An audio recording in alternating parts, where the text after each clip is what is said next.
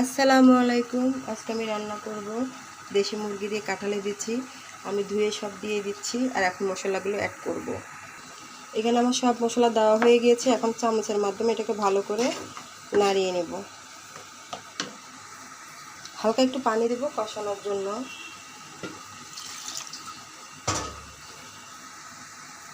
হাতে মাখানো বসানো হয়েছে, আমার হাতে একটু কাটা গেছে, এই জন্য আমি চামচের মাধ্যমে ওটাকে ভালো করে মেখে বসিয়ে দিচ্ছি।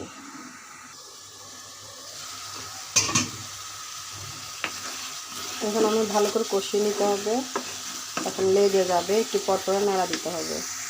কষানো হয়ে গিয়েছে, এখন আমি একটু ঝোল দিয়ে দেব।